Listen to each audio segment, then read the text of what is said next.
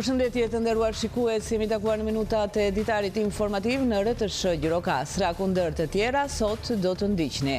Pas miratimit të skemave mbështetëse në bujqësi, fermerët në qarkun e Gjirokastrës kanë shfaqur interes të lartë për aplikimet dhe përfitimet financiare. Specialistët e bujqësisë bëjnë me dije se krahas interesit, fermerët duhet të plotësojnë edhe kriteret e përcaktuara për të qenë përfitues të këtyre fondeve.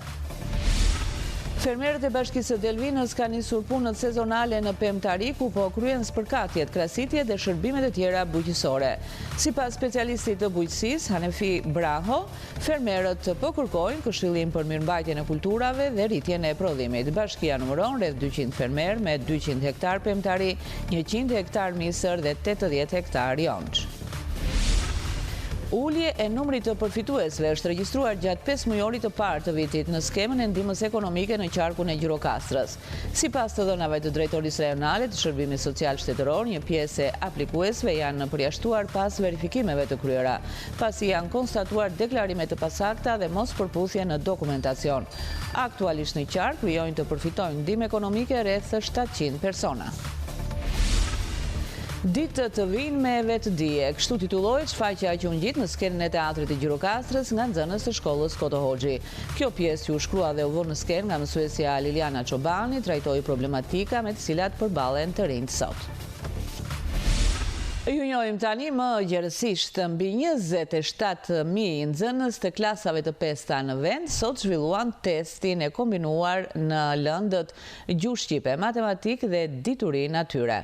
Përmes rrjetit social Facebook, Ministri i Arsimit Mirela Kumbaro përcolli urimin e saj, ku uroi suksese për nxënësit dhe mësuesit.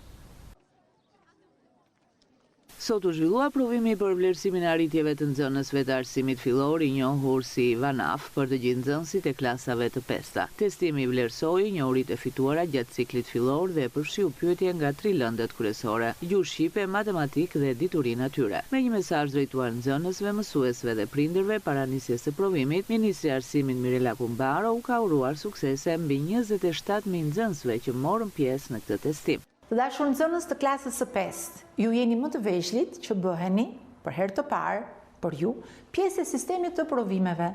Provime që pastaj do t'i keni për gjithë jetën.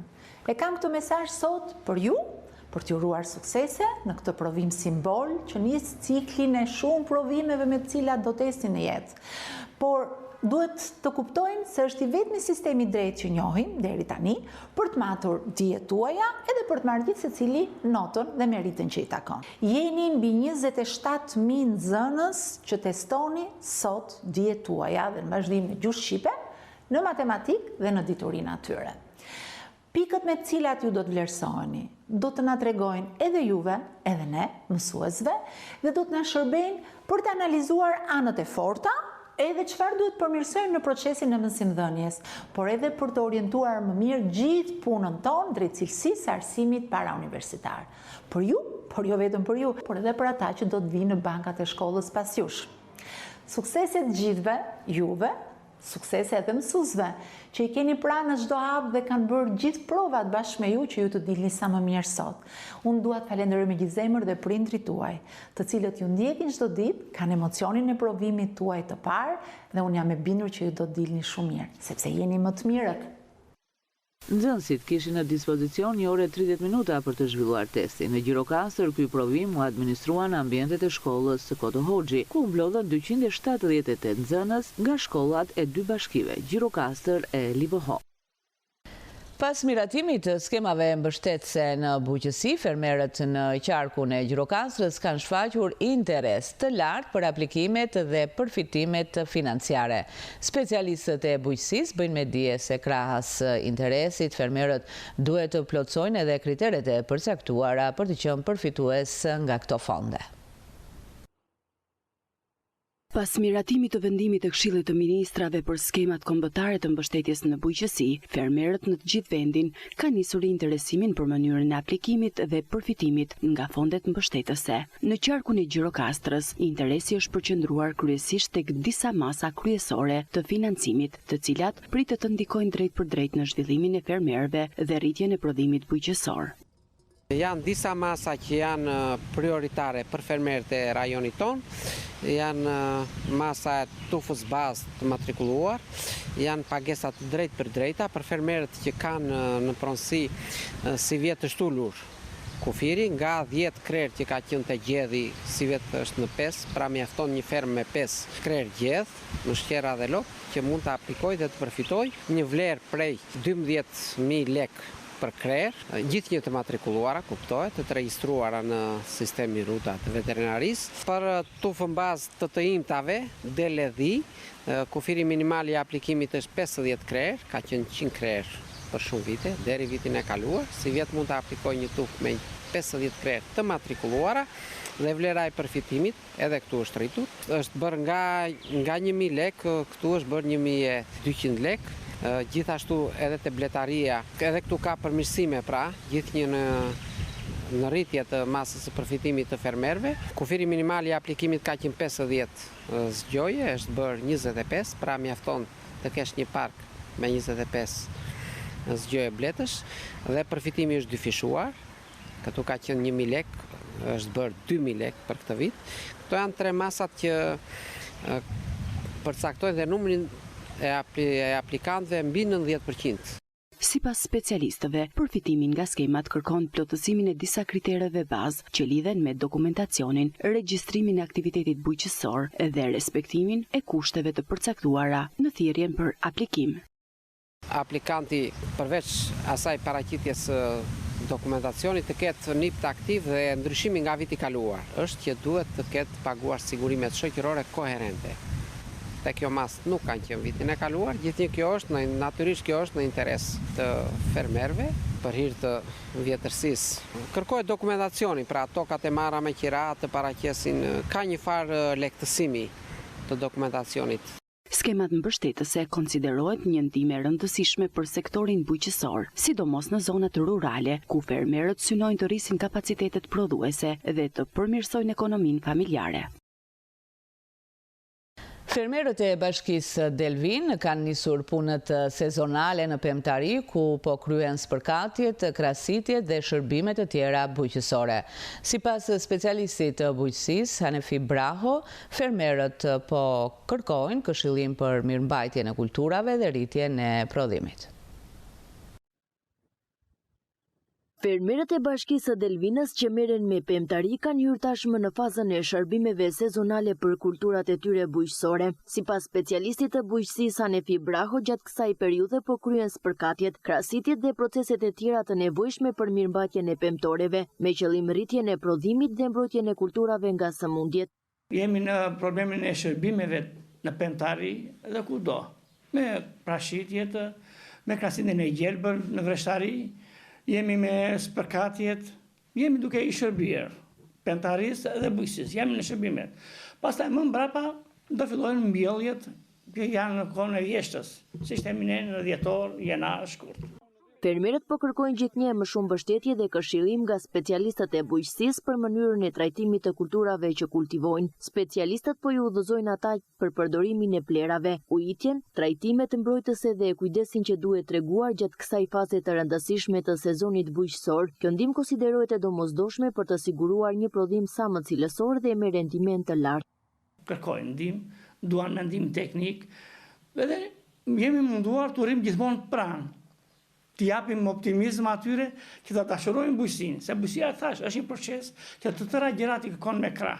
Unë për këtë periudhë, them, të i rinjve të mbjellën perime që të dalën sa më shpejt në treg.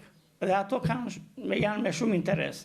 Dhe të mbjellën tepër dhe me perime të bio, duke hequr dorë nga preparatet kimike dhe proceset e tjera, që kemi kultura bujqësore, kemi perime që duhet të mbillen në forma më të thjeshta dhe me shërbime sa më të pakta, të jenë tepër bio.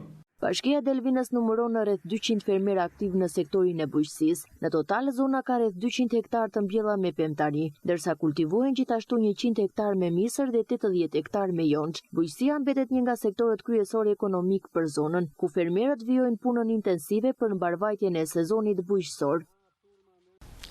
Ulje e numrit përfituesve është regjistruar gjatë 5 mujorit të parë të vitit në skemën e ndihmës ekonomike në qarkun e Gjirokastrës.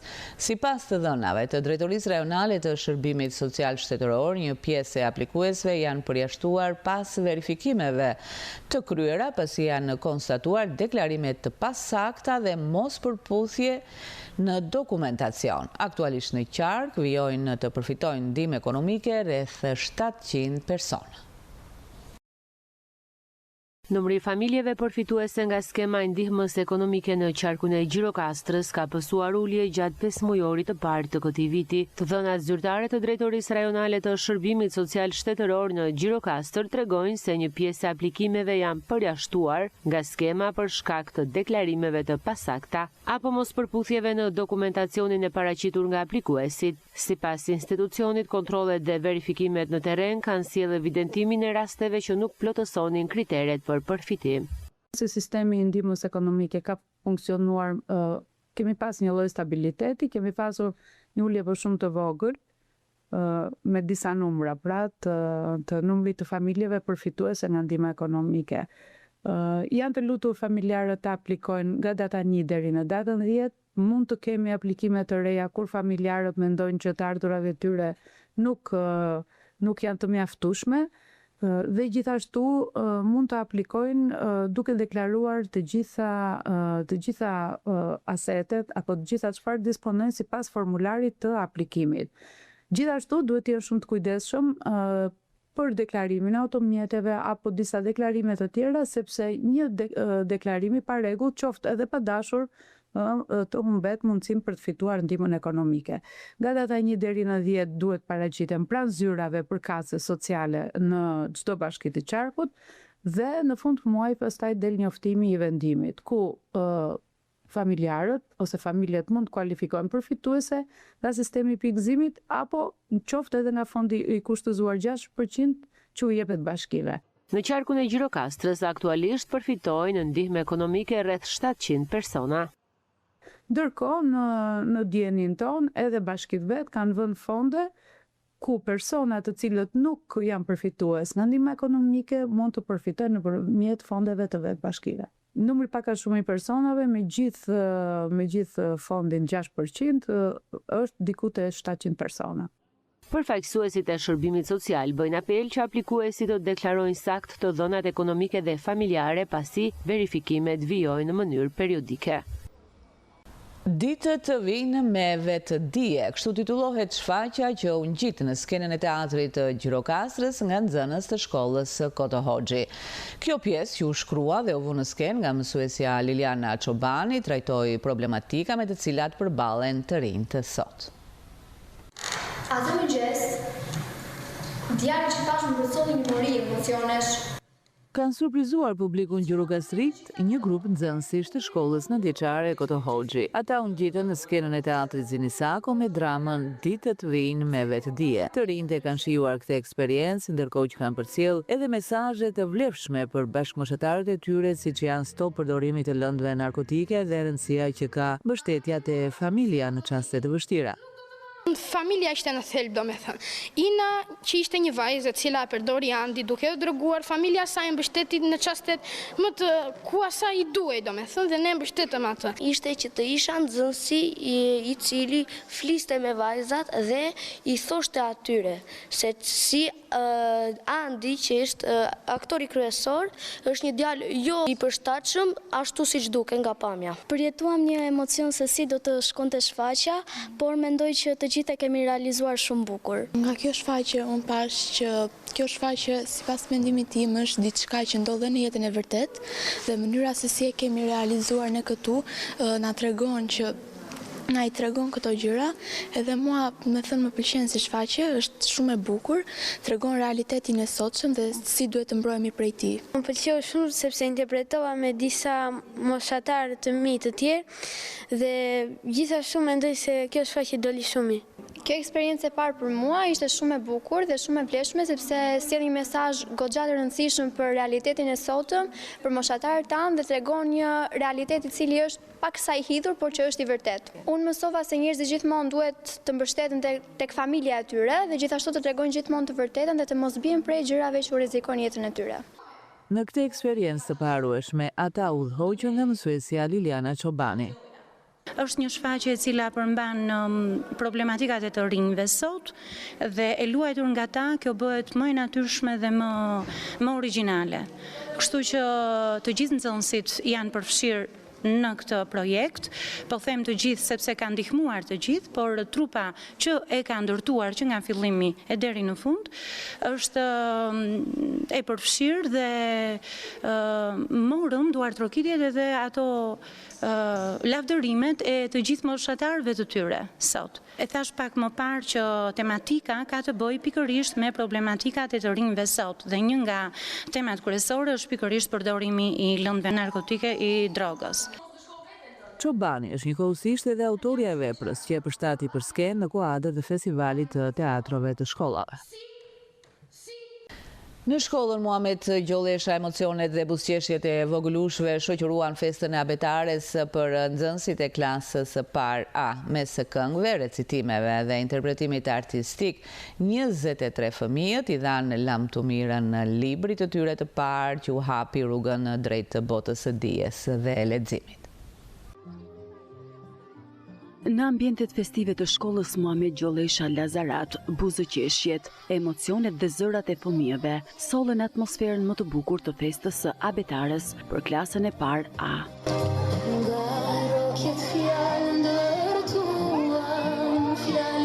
Pas muajsh të tërë pune, mësimi dhe përkushtimi, 23 nxënësit e mësuese Matilda Dinaj i dhanë lam të mirën librit të parë të dijes, abetares, që u hapi rrugën drejt botës së shkronjave dhe leximit. Zhvilluam festën e abetares në fshatin Lazarat pranë shkollës Muhamet Gjolesha. Nxënësit u paraqitën të shkëlqyer, shumë të gëzuar, të lumtur dhe të qetë, dhe parë që kishte shumë gëzim, dashuri dhe përkushtim nga ata dhe edhe nga prindrit të cilët vërtet ishin përpjekur dhe kishin dhënë maksimumi për këta fëmijë. Dua t'ju uroj të gjithëve, ju faleminderit një herë dhe t'ju uroj që fëmijët të ecin në rrugën e dijes dhe të shkëlqejnë gjithmonë. Mes këngëve, recitimit dhe interpretimeve plot emocion, vogëlushët treguan gjithçka kishin mësuar gjatë këtij viti të parë shkollor, duke emocionuar prindrit, mësuesit dhe të pranishmit. Dili fëmijër di pranvera, me lule borët e lule shela, në pëndendina me lulezim, ne lëndrojmë plot gëzim. O bëbë, o lele, kur zoe munove, o sa keq, ora shkoj dhe pushimi në mbarot. Unë jam oja rumbuvak, po si fje për dimbërak, po si vez rumbuvak dhe buzët ashtuja. Kush në pe më bën quka pik, fillon me që është quka pik, që është qëndra e qytetit, është në mes të alfabetit, është të qenjim bardosh, është të qeli kalftrosh. Për afro 2 muaj, fëmijët ishin angazhuar maksimalisht për këtë ditë të veçantë, duke përgatitur çdo detaj me shumë dashuri e përkushtim. Festa e abetares nuk ishte vetëm një aktivitet artistik, por një moment i rëndësishëm në jetën e tyre, një kujtim që do t'i shoqëroj gjatë në rrugëtimin drejt dijes.